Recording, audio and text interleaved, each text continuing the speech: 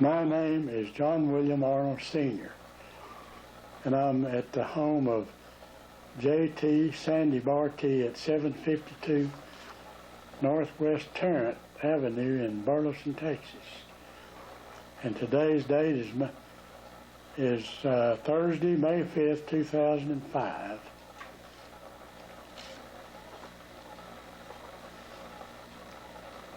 Mr. Bartee, what is your date and place of birth? Well, I was born July the 11th, 1925, in a little West Texas farming community known as Wingate. Wingate. However, I didn't live there very long. Before I was 1 year old, my family moved to an even smaller farming community called Shep. And my dad started farming my grandfather's farm there, and we lived there for a long time. A long time.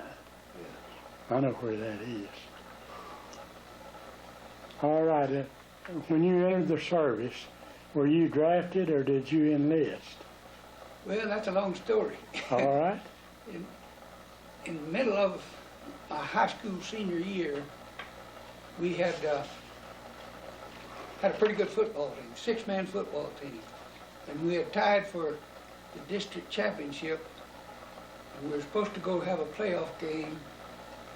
And our superintendent of our schools would not let us go because he said it was a war and we couldn't afford to use the tires on the buses and stuff like that. Well, a little later on in the year, I had one of the leads in the senior play. And of course, I lived 25 miles from where I went to school, and my family didn't have a car.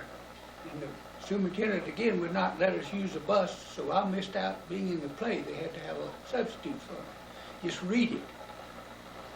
But by this time, I was beginning to get a little exaggerated.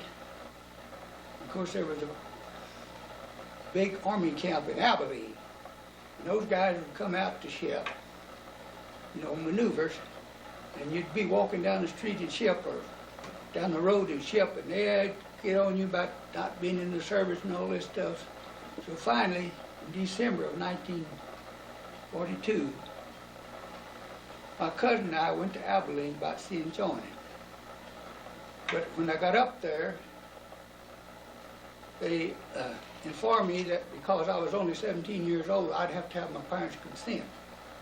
So I had to come back home.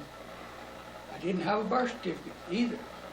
So I had to get people swear that I had been born and that they knew where I had been born. Yeah. I finally persuaded my mother and daddy to consent to have me join. Incidentally, my father was an artilleryman in World War I. And so on January the 2nd, I went back to Abilene and was sworn into the U.S. Navy.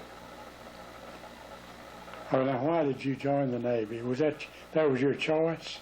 Yes. Well, you selected the Navy. Let me say that on my way to Abilene, my cousin went with me. He didn't join. I mean, wasn't planning on joining, but he went up there with me, and I was planning on joining the Air Force, but he sort of talked me into joining the Navy instead. Okay.